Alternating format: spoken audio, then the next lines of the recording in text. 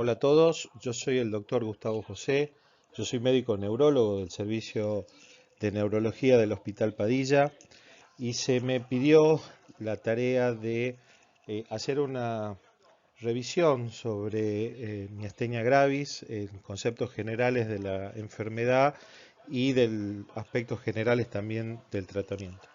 Quiero agradecer a los organizadores, especialmente al doctor Juan Sánchez por la oportunidad que me da de poder estar con ustedes, aún en la virtualidad. Y en los próximos minutos voy a tratar de que en esta virtualidad no ser tan aburrido y poder mantenerle la atención en este tema que es tan caro para la neurología. En esta línea temporal quería mostrar cuáles fueron los hallazgos más significativos en relación al tiempo en relación, mejor dicho, a miastenia gravis. Podemos decir que la primera descripción de la enfermedad fue a partir de las publicaciones del doctor Willis, que es el mismo que describió el polígono de Willis, en el año 1672, y él describe una paciente que al poco tiempo de empezar a hablar y hablar y hablar, empieza a tener una fatiga que le provoca la caída y el cierre de los ojos y un mutismo, que tiene que pasar muchas horas para que ella vuelva a poder hablar. A esta descripción se la considera como la primera de una paciente con diagnóstico de miastenia gravis. Con el tiempo, la enfermedad también era confundida con otros síndromes que son los síndromes de las motoneuronas. Entraban todos como en una descripción muy común de síndromes, pero fue para el año 1900 cuando se pudo determinar y poder separar a la entidad miastenia gravis de las enfermedades de las motoneuronas. Otros hallazgos también de muchísima importancia en el conocimiento y en el desarrollo médico de la enfermedad fue el haber descrito los primeros inhibidores de la colinesterasa para 1920, también poder haber aislado las hormonas de la corteza suprarrenal y empezar a utilizarlas. Ese fue un gran hallazgo para toda la medicina, que fue el advenimiento de los tratamientos con glucocorticoides. También fue muy importante poder haber detenido una miastenia gravis en una paciente que tenía un tumor en el timo.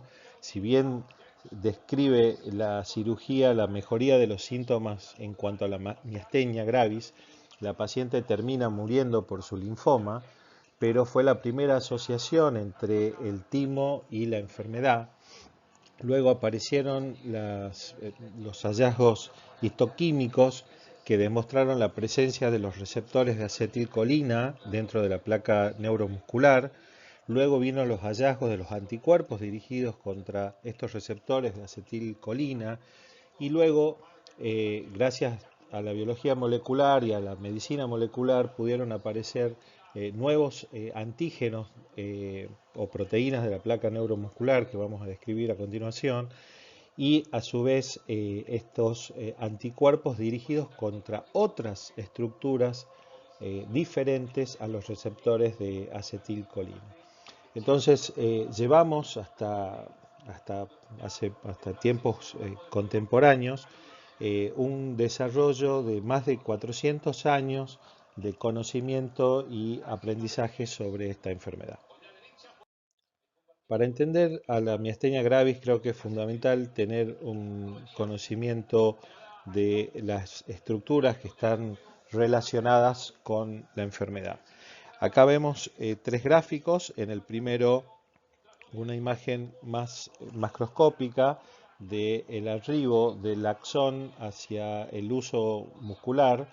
Luego vamos a hacer un acercamiento en la figura de abajo a la izquierda, donde se ve la relación entre la terminal de la neurona motora hacia arriba con la placa terminal muscular hacia abajo, y finalmente una descripción en la derecha de los receptores que están relacionados con la actividad neuromuscular. Las fibras del músculo esquelético están inervadas por las fibras nerviosas mielinizadas grandes que vienen de las motoneuronas, que a su vez estas motoneuronas vienen de las astas anteriores de la médula espinal. Todas las fibras nerviosas que vienen a través de un nervio, entran en la zona ventral del músculo y ahí normalmente se ramifican y estimulan hasta varios cientos de fibras musculoesqueléticas en el uso muscular.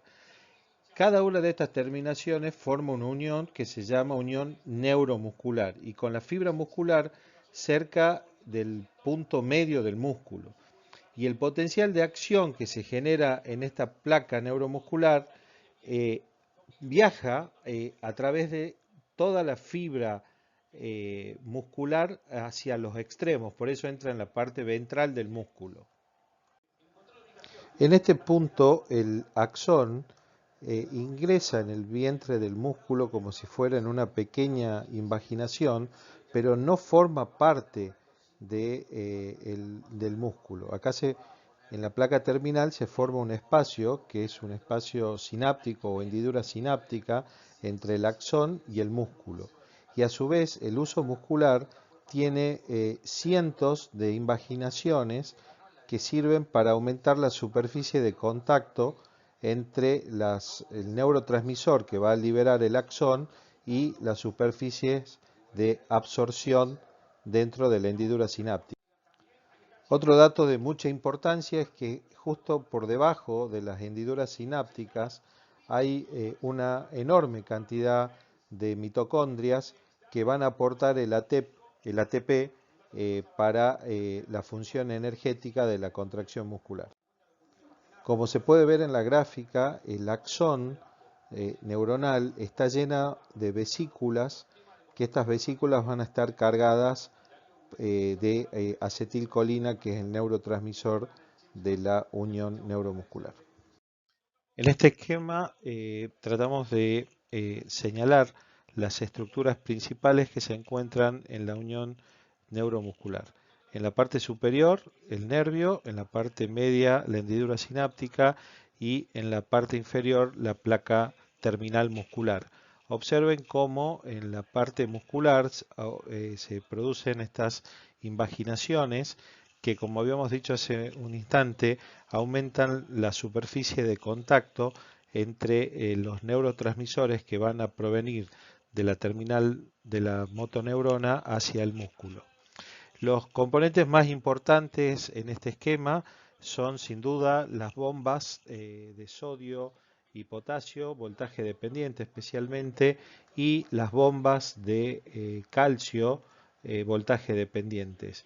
Estas estructuras de transmembrana juegan un papel fundamental en la transmisión sináptica y especialmente en la unión, en el caso de las bombas de calcio, voltaje dependiente, de estas vesículas presinápticas que se unen y se fusiona la vesícula con la membrana axonal de la motoneurona. Este fenómeno, que es muy importante, se lleva a cabo gracias a un tipo de proteína que se llama SNAI, que son proteínas transportadoras de estas vesículas que están llenas de acetilcolina hacia la membrana presináptica y permiten la fijación de estas y la fusión con la membrana basal del axón y posteriormente la liberación de acetilcolina.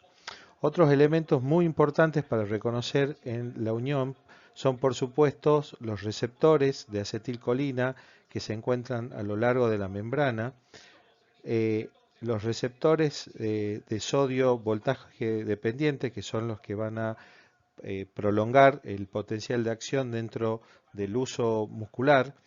Esto que está representado en amarillo, que representa a la enzima acetilcolinesterasa, que se encuentra anclada dentro de unas glicosproteínas que se encuentran en la hendidura muscular y que permite que no se, no se libere, no se suelte la enzima y que rápidamente actúe para metabolizar la acetilcolina y evitar una sobreexposición y una sobreexcitación de la membrana muscular con relación al estímulo neurológico.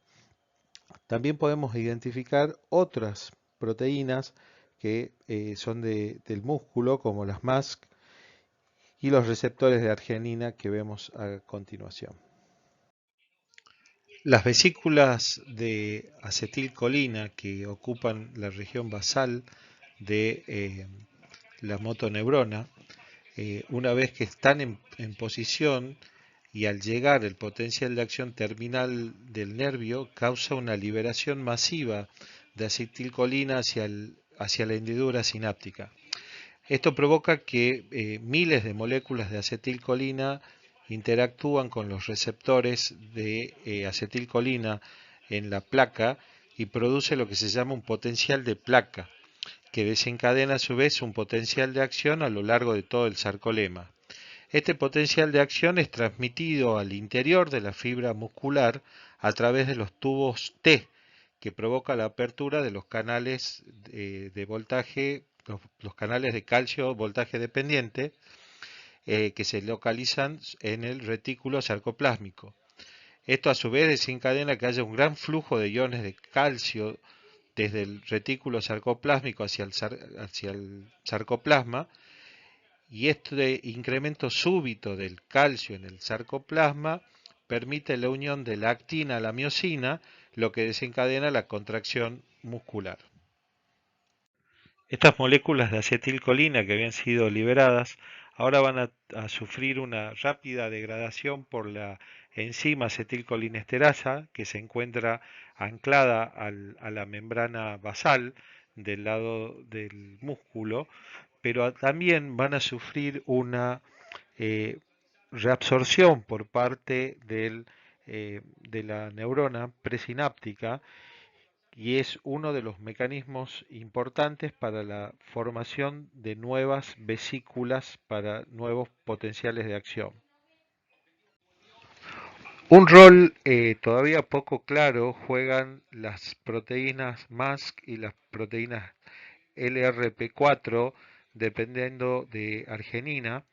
Estas proteínas, a través de un mecanismo de señalización intracelular muy complejo, donde intervienen múltiples proteínas, más de 50 han sido identificadas, tienen un rol poco definido, pero muy importante en la contracción muscular.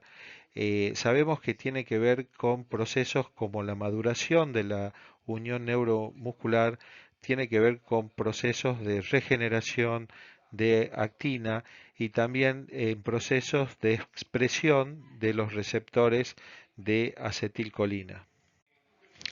También señalamos como estas estrellas que están en el gráfico como los potenciales puntos de referencia donde puede existir patología dirigida tanto a los receptores de acetilcolina como a los receptores MAS, como a los receptores LRP4, incluso contra algunas proteínas presinápticas y como para ya ir pensando en la fisiopatología de la enfermedad. Conocer los mecanismos fisiológicos de la transmisión neuromuscular nos permite también entender cómo funcionan también dos patologías que con cierta frecuencia visitan las terapias intensivas. Por un lado, el botulismo, y por el otro, los pacientes intoxicados con órgano fosforado. El botulismo es una patología, una intoxicación especialmente alimentaria, aunque también puede provenir de heridas quirúrgicas que hayan sido infectadas por el Clostridium botulinicum.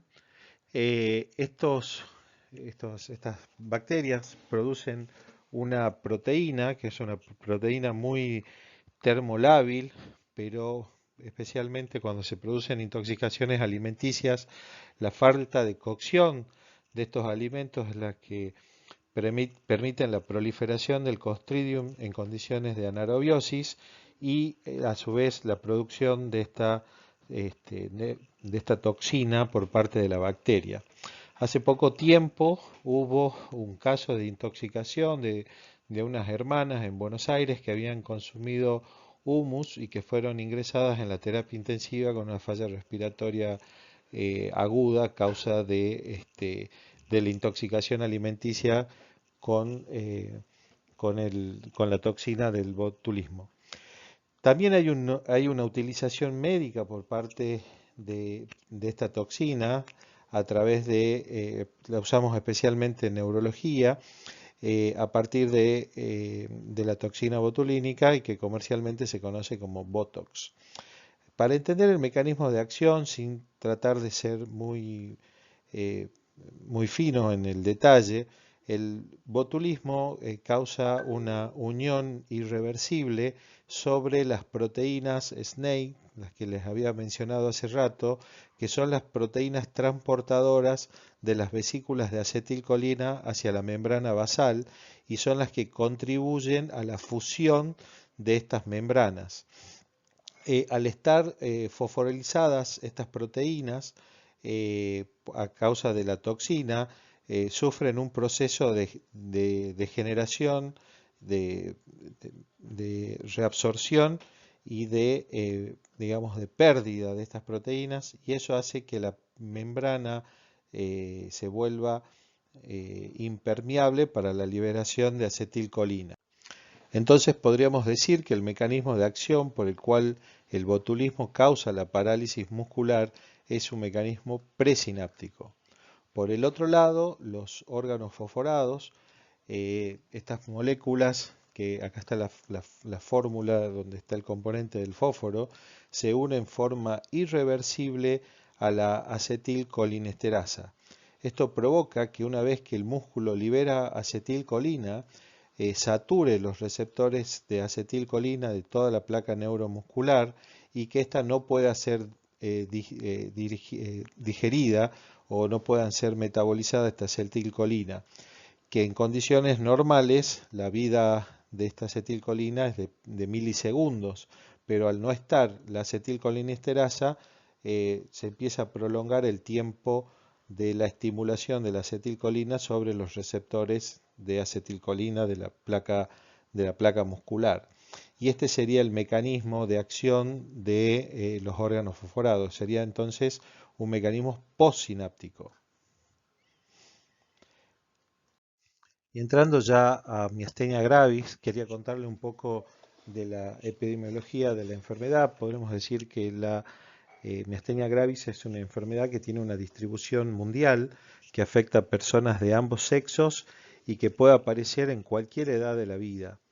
Tiene una prevalencia aproximada de 4 a 7 casos cada 100.000 habitantes, aunque como pasa con la mayoría de los estudios de prevalencia, a medida que se van mejorando las técnicas y la recolección de datos, encontramos regiones geográficas donde la prevalencia es más alta que en otras y tenemos un rango de entre 1,5 a 2 cada 100.000 habitantes hasta 17 cada 100.000 habitantes.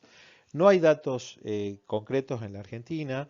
Hay un paper publicado hace algunos años que se estudió en la población de Anatuya, que es una población de 30.000 habitantes aproximadamente, y se encontró una tasa de prevalencia de miastenia gravis seropositiva de aproximadamente 37 cada 100.000 personas, con una incidencia de 5 cada 100.000 por año.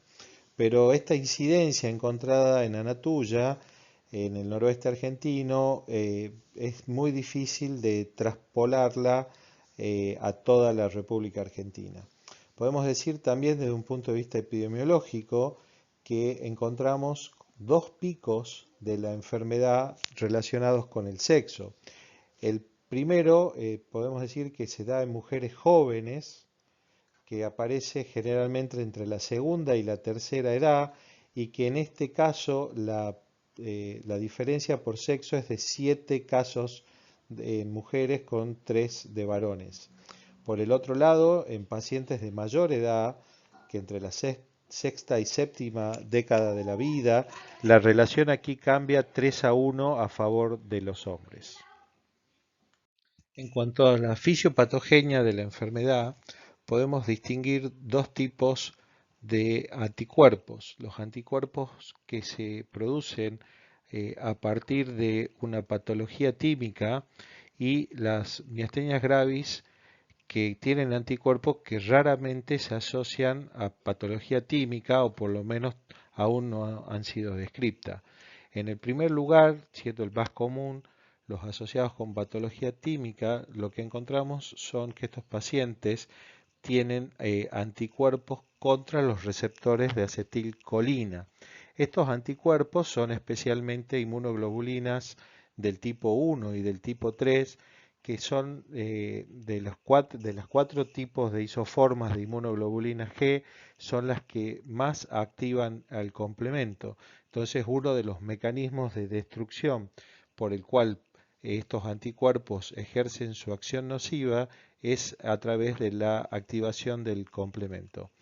En cuanto a también a enfermedad tímica, se pueden encontrar inmunoglobulinas que están dirigidas contra esta proteína que habíamos visto hace un momento, que era la LRP4. Los anticuerpos que no se relacionan con patología tímica serían los anticuerpos que están dirigidos contra la otra proteína que habíamos visto en la unión neuromuscular, o sea, la proteína MASC, que tal vez sean inmunoglobulinas del tipo 4, los anticuerpos dirigidos contra argina y los pacientes que consideramos tienen miastenia gravis seronegativa.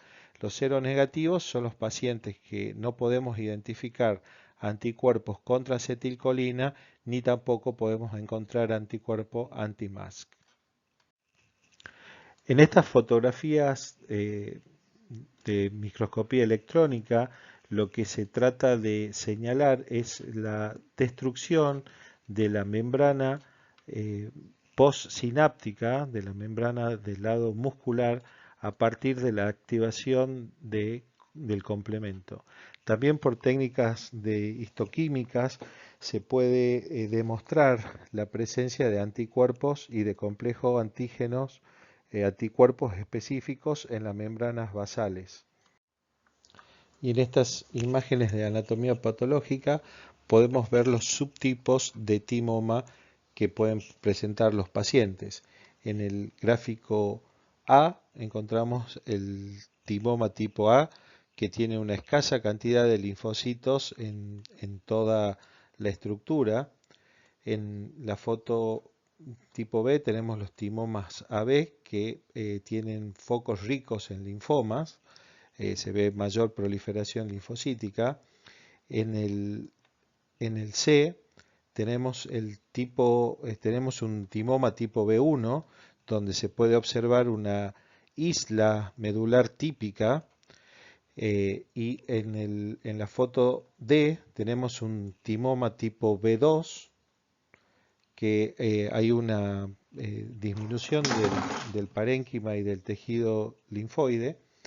Y en el gráfico E se puede ver un timoma tipo B3 con espacios perivasculares ópticamente vacíos que rodean una vena central del tipo capilar. Estos son los patrones anatomopatológicos que podemos encontrar en los pacientes con miastenia gravis. Entonces la miastenia gravis es una enfermedad autoinmune mediada por anticuerpos que están dirigidos contra proteínas de membrana postsináptica de la unión neuromuscular. Lo más común es que los pacientes tengan anticuerpos contra los receptores de acetilcolina. Estos pacientes representan el 85% del total y a estos pacientes los vamos a llamar ACRA positivos. También cuando estos pacientes no encontramos que tengan ACRA positivo, los que le siguen frecuencia son los pacientes que tienen anticuerpos contra MASC, o sea, tirosina quinasa específica del músculo. Cuando los pacientes no tienen ni anticuerpos ACRA ni anticuerpos anti-MASC, podemos decir que pueden llegar a tener anticuerpos LRP4, que esta es una diana que se encuentra presente hasta en el 50% de los pacientes que no tienen ACRA y que no tienen anti-MASC. Cuando los pacientes no pueden ser identificados ni contra ACRA, ni contra MASC, ni contra anti-LR4, que lo llamamos pacientes triple negativos, tenemos que pensar que el anticuerpo presente podría ser uno contra argina y habría que buscarlos. Lamentablemente en la Argentina todavía no contamos con la determinación para estos dos últimos anticuerpos. Pero independientemente de, del blanco contra el que estén dirigidos los autos anticuerpos en la miastenia gravis, la reacción autoinmune desorganiza tanto la unión neuromuscular que impide el correcto funcionamiento de la sinapsis y eso se expresa clínicamente como fatiga y debilidad. ¿Y cuáles son los síntomas y signos que van a tener los pacientes con miastenia gravis? Los más comunes van a ser los oculares y los vulvares. Eh, Nosotros vamos a hacer mucho hincapié en estos síntomas. Estos pacientes van a empezar a tener tosis, que también puede ser asimétrica, que puede provocar la fatiga de la mirada hacia arriba. Los pacientes se van a quejar de diplopía. Esto especialmente va a estar hacia el final del día, donde los pacientes van a tener dificultad para continuar con sus tareas cotidianas. Los síntomas vulvares también son una causa frecuente de consulta. Estos se caracterizan por los pacientes tienen una voz nasal, tienen una debilidad de la lengua, tienen una disfagia con exceso de tos, eh, generalmente hacen neumonías recurrentes, se empiezan a ahogar con los líquidos, especialmente al final de la comida. Los pacientes pueden tener también una debilidad masticatoria y pedir, por ejemplo, que no se les sirva carne o algunos alimentos que requieran mucha masticación. Algunos pacientes pueden tener una tos débil y esas son las causas de los síntomas y también causas de consulta frecuente. Nosotros como signos también podemos encontrar dentro de los signos faciales la debilidad para poder mantener el cierre de la hendidura palpebral. Nosotros les pedimos al paciente que cierre los ojos con fuerza y mientras el paciente ofrece resistencia elevamos el párpado. Normalmente esta maniobra no se puede realizar, pero en los pacientes con miastenia gravis y con fatiga facial es fácilmente accesible poder abrirles el ojo. Los síntomas apendiculares se refieren a la debilidad especialmente proximal y simétrica. En este caso nosotros le pedimos al paciente que levante los codos en una posición de los hombros altura media y vemos que con poco esfuerzo podemos vencer la fuerza. Con el paciente acostado podemos hacer que flexionen el muslo y también vemos que podemos bilateralmente poder ganarle en fuerza al paciente. También podemos encontrar que la fuerza distal, la fuerza de los dedos, puede estar comprometida sobre todo en los músculos extensores de los dedos y de la mano. Mirando la debilidad axial, le pedimos al paciente que flexione la cabeza, el mentón hacia el tronco y en ese momento podemos hacer una fuerza desde la frente hacia atrás y ver que podemos vencerlo con facilidad. Un signo muy común de los pacientes con miastenia gravis es el signo de la cabeza caída, el drop head, que también hace sospechar la patología. Y también la dificultad para incorporarse de la camilla una vez que están acostados, le pedimos que pongan los brazos cruzados y que traten de levantarse. Y esa maniobra les resulta imposible. Otros síntomas comunes respiratorios, la disnea de ejercicio, la ortopnea, la taquipnea, la cefalea matinal y somnolencia diurna, la insuficiencia respiratoria, son causas de consulta también frecuentes en los pacientes con miastenia gravis.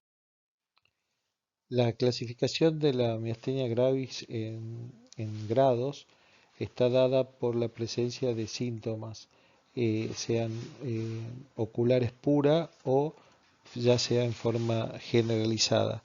También las podemos clasificar a través de los criterios clínicos, si son más severa o fulminante. Esta clasificación, la de Osserman, resulta hoy, sigue siendo práctica, aunque para especialistas se puede utilizar una clasificación un poco más detallada, que es la clasificación de la Clínica Americana de la Fundación de Miastenia Gravis. Yo creo que sigue siendo útil la clasificación de Osserman porque divide a los pacientes en forma ocular pura y en formas generalizadas leves y en las formas generalizadas más graves. La forma ocular pura representa más del 50% de los pacientes que empiezan con miastenia gravis, aunque la mayoría de estos pacientes y más del 50% del total van a tener formas generalizadas de la enfermedad. Este condicionamiento de formas puras oculares o de formas generalizadas van a servir para definir la conducta terapéutica de estos pacientes. Entonces, para comentar las formas clínicas de la enfermedad, vamos a hablar de la clínica de la miastenia gravis ocular.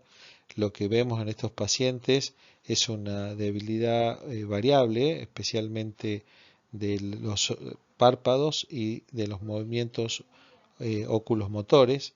Es fundamental que haya una fluctuación a lo largo del día y con el tiempo estos pacientes incluso pueden tener una remisión completa de los síntomas. En la fotografía vemos una típica tosis palpebral y observen cómo el ojo también se encuentra un poco dirigido hacia afuera por una paresia del recto interno, que es un componente muy común de las tosis de los pacientes con miastenia gravis. En este caso, un paciente de 23 años con anticuerpo MASC positivo. La clínica de la miastenia ocular se manifiesta especialmente por tosis y la tosis se debe a la debilidad del músculo elevador del párpado superior. Suele ser unilateral, aunque la podemos encontrar en forma bilateral e incluso puede alternar entre un ojo y el otro, pero cuando es bilateral puede ser simétrica o no, puede haber un párpado más caído que el otro y esta tosis puede obstaculizar la visión y producir una visión borrosa. Nosotros podemos realizar, digamos, maniobras en el examen físico, que es mantener la mirada hacia arriba durante 2 minutos y eso suele empeorar la gravedad de la tosis. Podemos elevar manualmente el párpado que está tóxico y vamos a ver que haciendo que el paciente mantenga la mirada hacia arriba y podemos hacer que el párpado contralateral empiece a descender. Podemos ver que el párpado puede estar más irritado, el párpado tóxico, eso se debe tal vez por irritación mecánica de los pacientes, pero siempre hay que excluir que no haya una tosis dolorosa o un dolor en el ojo que sea lo que esté provocando la tosis. Entonces, como en línea general tenemos que decir que la tosis es indolora, es aislada, puede ser variable, más, menos en el transcurso del día y tiene que ser adquirida, o sea, el paciente previamente tiene que haber sido normal. Aparte de la tosis, podemos encontrar oftalmoparesia, esto puede producir visión doble, generalmente es vespertina, hacia el final del día, al igual que la tosis, podemos encontrar debilidad en los músculos extrínsecos del ojo en forma variable. Podemos ver un nictasmo que está asociado sobre todo a los pacientes que tienen una paresia de los movimientos oculomotores. Y estos pacientes pueden consultar por mareo, por marcha inestable o por visión borrosa. El examen físico acá le solicitamos al paciente que mantenga la mirada horizontal o vertical durante 30 segundos y cuando forzamos al ojo a mantener esa mirada, observamos que aparece la diplopía. Si le pedimos al paciente que mueva los ojos en miradas laterales, alteraciones en los movimientos sacádicos, sobre todo por movimientos rápidos, también puede ser muy característico de miastenia gravis. Y dentro de los diagnósticos diferenciales, eh, recordar que la enfermedad de Graves Basedorf no produce tosis, pero sí puede producir la oftalmoparesia. Otros diagnósticos diferenciales con respecto a la tosis palpebral, la parálisis del tercer par, el síndrome de Horner, sobre todo producido por la lesión del simpático cervical, algún tipo de patología del tronco encefálico, sea inflamatoria, infecciosa, tumoral, etc. Oftalmoplegias externas progresivas crónicas relacionadas con distrofias o con patología del seno cavernoso. Hay una tosis que puede aparecer en pacientes muy mayores, la tosis senil, que también puede estar relacionada con el aumento del, digamos, del tejido palpebral, y la tosis aponeurótica por fibrosis, que son más patologías oftalmológicas.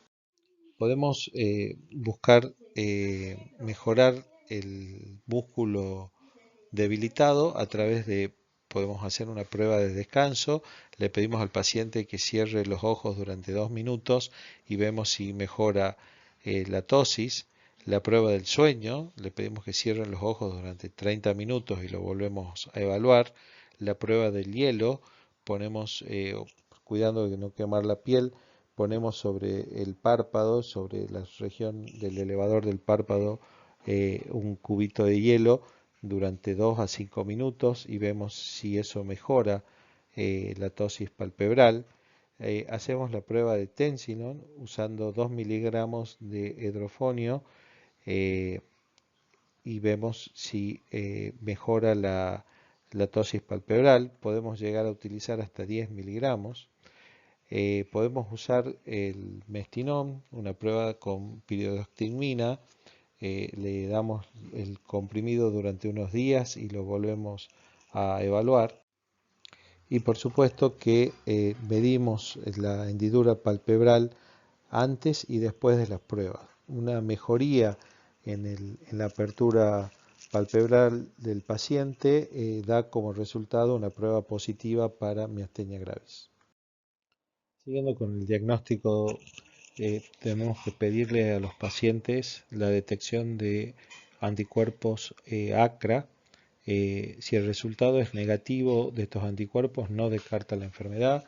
Podemos también pedir anticuerpos anti-SMASC, ya que la mitad de los pacientes que son negativos para anticuerpos ACRA van a ser positivos para anti-SMASC. Pedir otros anticuerpos nos resultaría muy útil en pacientes que tienen formas oculares puras. Tenemos que pedir electromiograma, y estos electromiogramas tienen que tener especialmente una característica, que es pedir que tengan estimulación nerviosa repetitiva, y si es posible poder hacer electromiografía de fibra única. Con esto se aumenta la sensibilidad diagnóstica para la enfermedad. Otros trastornos autoinmunes tienen que entrar, formar parte del algoritmo diagnóstico. El más común, las enfermedades tiroideas. También vamos a pedir una tomografía de tórax para buscar la presencia de un timoma, y vamos a hacer pruebas serológicas tratando de detectar, por ejemplo, tuberculosis, ya que los pacientes posiblemente tengan que recibir un tratamiento inmunosupresor. En cuanto al tratamiento de la miastenia ocular, el objetivo es resolver los síntomas que incapacitan la visión. Entonces podemos tener tratamientos no farmacológicos y farmacológicos. Dentro de los no farmacológicos, el soporte para párpados, podemos encontrar dispositivos oclusivos visuales que puedan mejorar la ptosis del ojo contralateral, el uso de prismas para la diplopía, incluso cirugías para mejorar mecánicamente la ptosis y la apertura palpebral pueden ser útiles. El uso de cintas adhesivas también podría llegar a ser útil para estos pacientes, pero tal vez no corrijan la visión doble, en cuyo caso tenemos que pasar a un esquema farmacológico. Dentro de los farmacológicos, en primer lugar, los inhibidores de la acetilcolinesterasa. El que usamos con mayor frecuencia es la pirotectina, el nombre comercial es el Mestinon. Usamos de 30 a 60 miligramos 3 veces al día y a partir de ahí vamos titulando la dosis para el paciente. A veces tenemos que empezar con dosis más bajas por intolerancia gástrica y porque puedan tener algunas complicaciones. Como contraindicaciones relativa, bradicardia, enfermedad reactiva de la vía respiratoria, obstrucciones gastrointestinales, hipertrofia benigna de próstata. Por supuesto tenemos que valorar todos los, eh, todos los antecedentes del paciente antes de instaurar el tratamiento. Para las formas oculares puras, el corticoide sigue siendo el tratamiento estándar que mejora la diplopía y la ptosis de estos pacientes. La droga de elección es la prednisona, que podemos utilizarla de 10 a 20 miligramos al día. Siempre empezar con una dosis baja y hacer aumentos cada 3 a 7 días, porque empezar con dosis altas puede empeorar en un principio a los pacientes. La dosis máxima se tiene que mantener durante un mes y luego hacer una reducción gradual hasta conseguir una dosis que estabilice al paciente. Tratamientos con prednisona días por medio puede disminuir las complicaciones relacionadas con el uso de corticoide. Hay que tener cuidados contra las contraindicaciones relativas del uso de la prednisona, como la diabetes, la hipertensión, las enfermedades infecciosas crónicas, y hay que prevenir también las complicaciones, la osteoporosis, la diabetes, que hay que mejorar la dieta de estos pacientes. Hay que tener cuidado también con las cataratas que pueden inducirse por el uso de corticoides en forma crónica. Acetoprina es la droga inmunosupresora de elección en los pacientes con miastenia gravis, aún en las formas oculares. La acetoprina puede darse sola o combinada con prednisona. La acción de la acetoprina es lenta, así que los primeros meses probablemente haya que sostenerla con prednisona. La dosis es de 50 a 100 miligramos día, habitualmente utilizamos 100 miligramos días. La respuesta terapéutica es difícil verla antes de los 6 meses o al año, así que tenemos que sostener ese tiempo al fármaco. El aumento del volumen crepuscular medio en el laboratorio puede ser un indicio de que la medicación está haciendo efecto. Los efectos secundarios que tiene la medicación son los síntomas gripales, hepatotoxicidad, linfopenia, pancitopenia y el aumento de tumores malignos, por lo cual el paciente tiene que ser monitorizado con función hepática y sanguínea.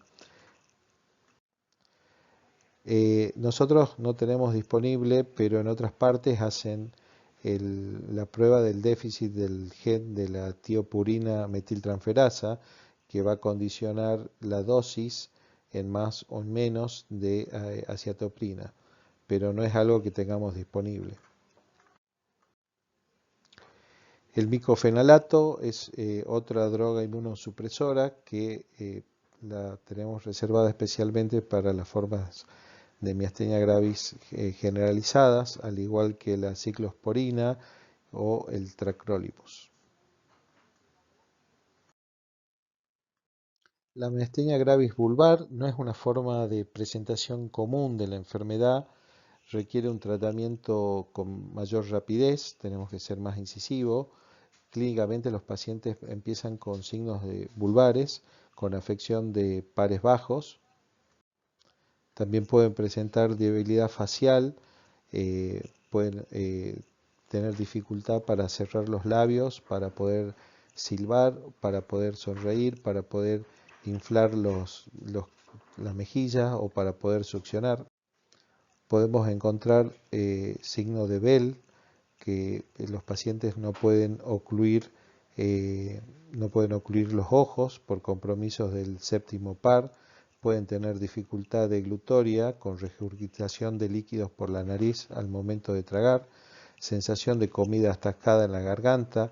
eh, los pacientes van a referir que prefieren los alimentos fríos a los calientes porque los calientes pueden aumentar la debilidad.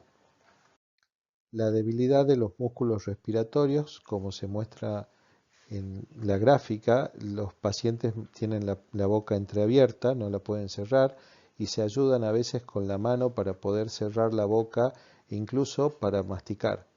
Los pacientes refieren mayor dificultad en estos casos para los alimentos sólidos. En cuanto al examen físico, nosotros podemos provocar la fatiga de los músculos masticatorios pidiéndole al paciente que abra y cierre la boca repetidamente durante unos segundos y en esos momentos vamos a ver que aparece rápidamente la fatiga y la dificultad para hacerlo.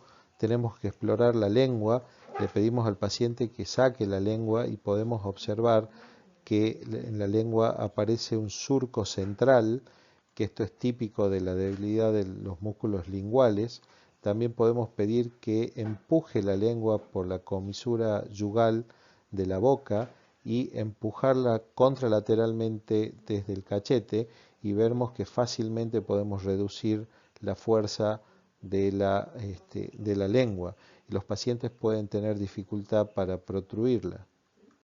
Cuando los pacientes mantienen la lengua protruida durante unos minutos, podemos observar algunos fenómenos como la presencia de un omega, de una forma de omega con surcos laterales y un aumento del volumen central, o con una forma de B con un surco central y las masas musculares a los lados de la lengua. Se ha postulado que los pacientes que presentan esta morfología en las formas vulvares suelen tener ACRA positivo, o sea, anticuerpos antirreceptores de acetilcolina positivos, y los que tienen la forma de B son los pacientes que pueden ser más positivos. En este caso, un paciente de la literatura de 34 años que presenta una debilidad del rostro, una debilidad facial completa, se le pide que cierre los ojos y es incapaz de producir una oclusión completa y esto se llama signo de Bell. Fíjese que la cara prácticamente no puede tener expresiones como signo de compromiso del séptimo par y cuando le pedimos que protruya la lengua observamos estos surcos laterales que le provocan un signo de B en la lengua. Este paciente es muy probable que sea un paciente más positivo. Otra forma clínica de miastenia gravis es la miastenia gravis generalizada, donde la característica de estos pacientes es tanto la debilidad de los miembros superiores como los inferiores. El 15% de los pacientes pueden presentarse con esta forma clínica al inicio de la enfermedad. Los pacientes se quejan por tener una gran limitación de las actividades de su vida diaria, con dificultad para subir a las escaleras, dificultad para subirse al estribo de un colectivo, presentan frecuentes caídas con tropiezos y con fallas al momento de sostener el equilibrio por el tropiezo. Generalmente estos pacientes tienen una debilidad proximal y simétrica, especialmente en cinturas, tanto cintura inferior como en la cintura escapular como en la cintura pelviana. Estos pacientes tienen también debilidad en los extensores de los dedos y de la mano. Pueden manifestar dolor muscular, sobre todo axial, en la columna, en el cuello, y estos pacientes tienen una importante incapacidad para incorporarse, para pasar de acostados a parados o de sentados a parados. En el examen físico vamos a evaluar la fuerza de cada grupo muscular por separado, tanto en reposo como en ejercicio, y vamos a ver la fatigabilidad que va a tener estos grupos musculares en el lapso de un tiempo.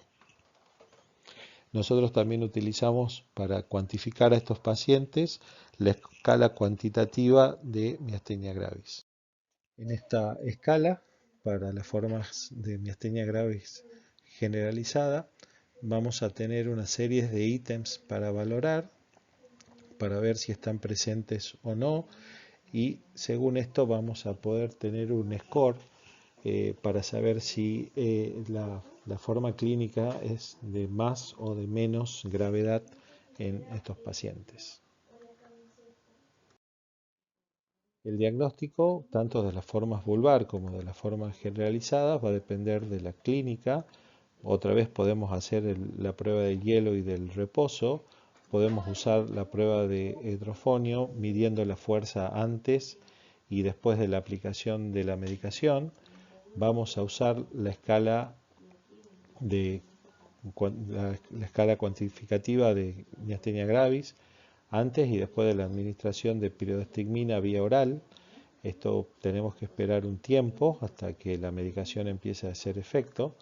Vamos a realizar el electromiograma, al igual que en las formas oculares, con estimulación repetitiva, y vamos a estudiar sistémicamente al paciente, también con función tiroidea y con clínica general. Y en estos casos, tanto en la forma vulvar como en la generalizada, también vamos a pedir la ayuda de neumonología y vamos a hacer un estudio funcional respiratorio, que es muy importante que sea realizado tanto sentado como acostado, y poder evaluar la Pmax y la Pmax en estos pacientes.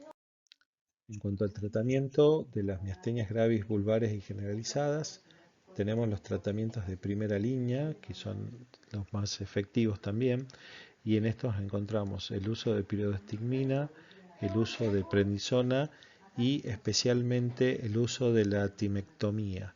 Esto vamos a ver en un momento los trabajos que demostraron la alta eficacia y la mejoría clínica de los pacientes con timectomía. Como segunda línea tenemos la ciatoprina y el micofenolato, y en las formas de crisis el uso de inmunoglobulinas endovenosas. La tercera línea de tratamiento está dada por la ciclosporina y el tacrolimus, dos importantes inmunosupresores. Y la cuarta línea, en los pacientes que puedan ser refractarios o tener crisis, tenemos para utilizar plasmaféresis, rituximab y ciclofosfamida.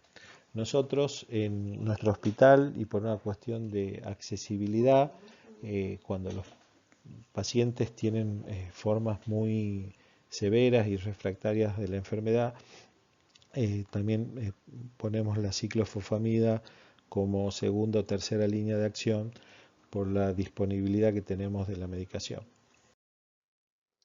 Aquí les quiero mostrar dos estudios muy importantes que demuestran que la timectomía en pacientes que no tienen timoma resulta altamente efectiva para controlar la miastenia gravis.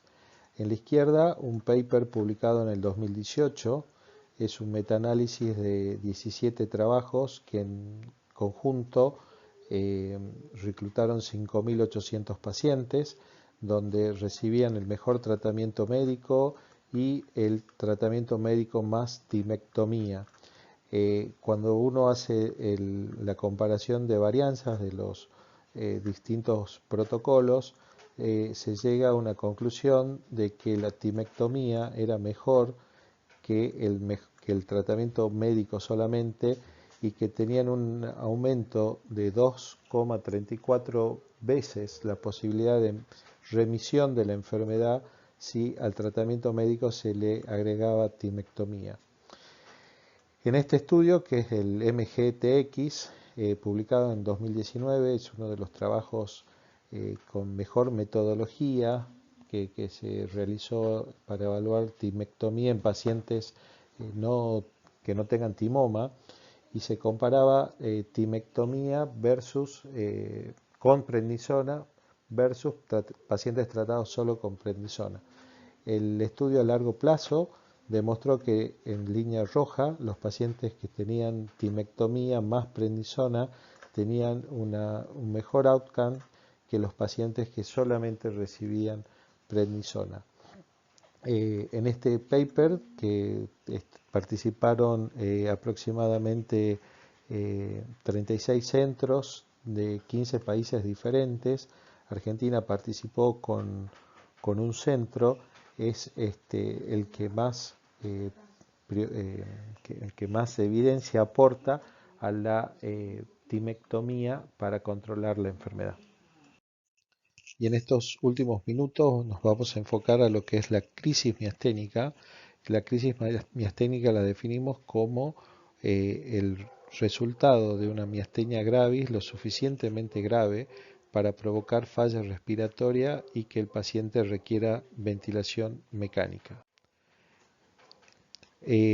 Hasta el 20% de los pacientes con miastenia gravis pueden debutar su enfermedad como una crisis miasténica. Entre el 15 y el 20% de los pacientes miasténicos van a tener una crisis miasténica en algún momento del desarrollo de su enfermedad. La mayoría lo va a hacer dentro de los 2 primeros años de hecho el diagnóstico.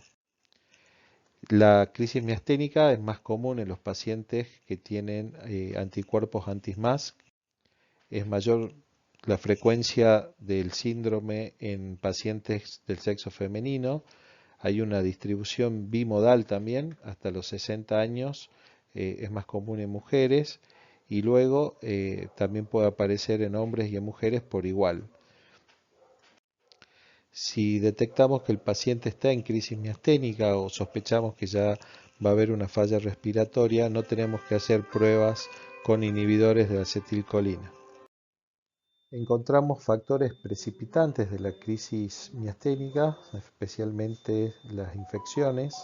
Podemos encontrarnos con una crisis miasténica siempre después de una timectomía, y para esto hay que estar preparado, y el equipo de terapia tiene que saber que está ingresando un paciente con una timectomía y tiene que estar preparado para esperar una crisis miasténica.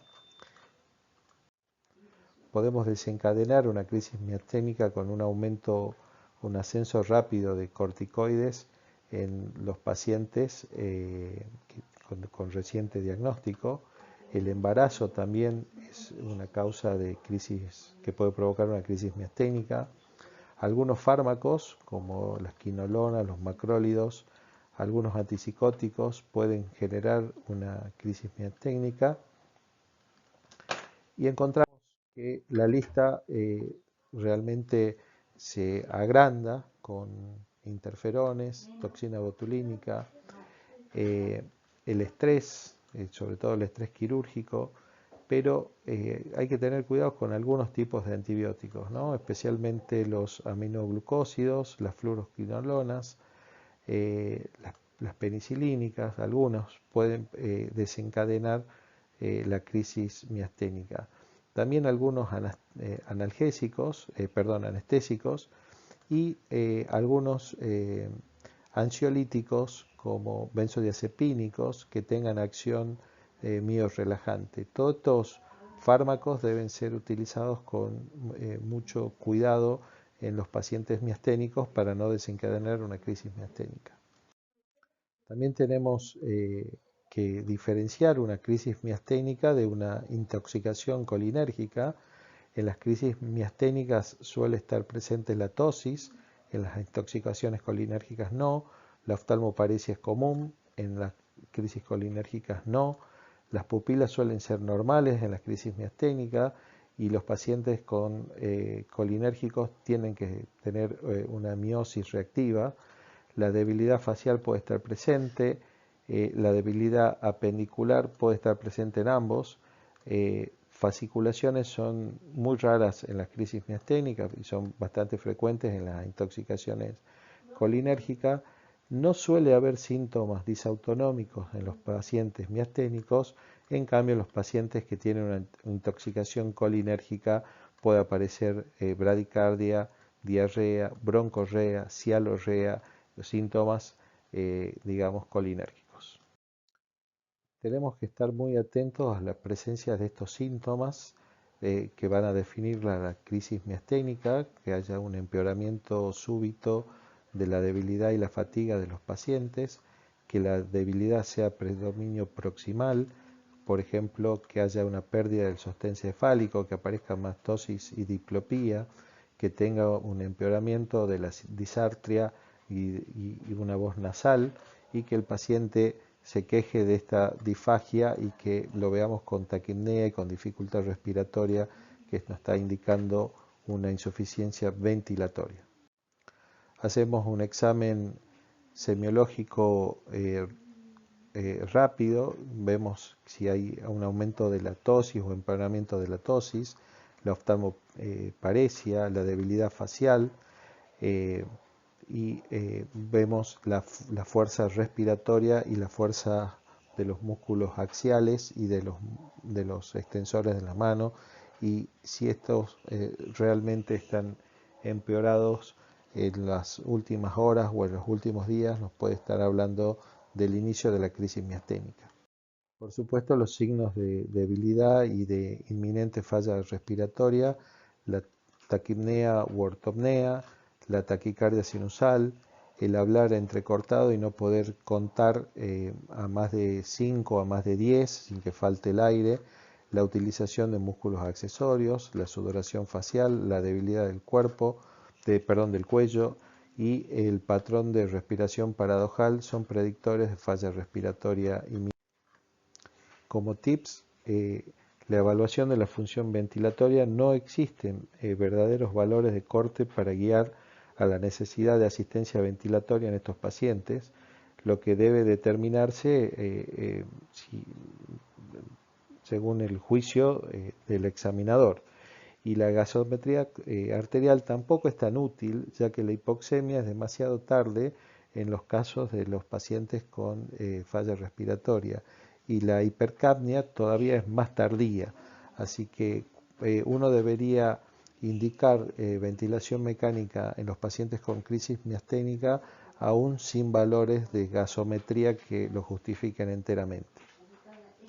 No obstante eso, y un algoritmo, digamos, básico de manejo del paciente con una progresión de los síntomas de la miastenia gravis, si nosotros vemos que aparece debilidad vulvar y respiratoria leve, por ahí podemos usar medidas de sostén, aspiraciones de las secreciones, posición semisentado, hacer algún tipo de asistencia kinesiológica para la tos e iniciar un aumento de la inmunoterapia, y tal vez eso sea suficiente para evitar la crisis miasténica. Pero si aparecen signos de debilidad vulvar y respiratoria severa y los pacientes empiezan a tener un dióxido de carbono lo suficientemente bajo como para permitir un acceso no invasivo, y la utilización de un BiPAP puede ser una alternativa, pero si ya empiezan a retener dióxido de carbono,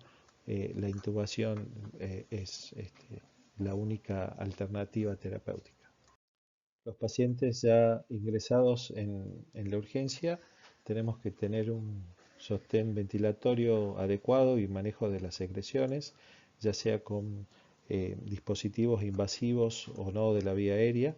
Tenemos que ayudarlos manteniendo una posición semisentada o erecta y asistencia de la tos, y tenemos que pensar en un inicio temprano de terapia inmunomoduladora. Los fármacos que vamos a utilizar, los inhibidores de la acetilcolinsterasa, inicialmente pueden descontinuarse en los pacientes que ingresan, sobre todo a ventilación mecánica, y se van a reiniciar poco antes de que los destetemos a estos pacientes. Tenemos que usar inmunomoduladores, tenemos alternativas, la plasmaféresis es una muy buena alternativa, podemos hacer una plasmaféresis de entre 3 y 5 litros del plasma del paciente. Podemos hacerlo en varias sesiones y en el caso de nuestro hospital es un método que se encuentra disponible. Las inmunoglobulinas también tienen evidencia muy a favor. Tenemos que usar 2 gramos por kilo del paciente. En general la dosis máxima es de 180 gramos. Lo vamos a administrar en un transcurso de 2 a 5 días. Generalmente no hay que superar los 40 gramos por día y podemos ver mejoría de los pacientes a partir del 7º día y la mejoría puede sostenerse bastante en el tiempo. El uso de corticoides podemos iniciar si el paciente no estaba con corticoides, y si estaba en corticoides podemos aumentar la dosis y usar aproximadamente 1 miligramo por kilo de peso de prednisona. En general no solemos superar los 40 o los 60 miligramos de prednisona por día. Y la eficacia de la droga la vamos a ver entre las 4 y las 16 semanas de que empezamos a usarla. Y podemos también iniciar tratamientos con acetoprina, pero la respuesta a este inmunosupresor es mucho más tardía. En cuanto al pronóstico de la crisis miasténica, podemos decir que el 25% de los pacientes van a ser extubados hasta el 7º día, el 50%, la mitad de los pacientes van a ser extubados del día 13 o 14, pero hasta el 75% de los pacientes van a ser extubados hasta el día 31. Esto quiere decir que los pacientes con crisis miasténicas pueden tener un tiempo bastante largo en la terapia intensiva y estar bastantes días conectados a respiración mecánica. Los factores asociados con mayor riesgo de extubación fallida tienen que ver con la edad avanzada, el sexo masculino, los pacientes que ya hayan tenido una crisis miasténica antes, la presencia de atelectasias o neumonías y si la intubación duró más de 10 días. La mortalidad para los pacientes con crisis miasténica viene disminuyendo con el transcurso de los años. En la década del 60 alcanzaba el 40%, en la década del 70 y con mejores técnicas de terapia intensiva la mortalidad alcanzaba el 10%, y en la actualidad la mortalidad ronda el 4 al 5%, o sea, sigue teniendo una mortalidad alta la crisis miasténica. Y la muerte, bueno, como ocurre en los pacientes que están en cuidados intensivos, suele estar vinculada a las complicaciones infecciosas, a arritmias que provocan muerte súbita o a tromboembolismos pulmonares. Muy bien, y con esto damos por finalizada esta pequeña exposición sobre miastenia gravis. Quiero de nuevo agradecer a los organizadores y a ustedes por la atención. Muchas gracias.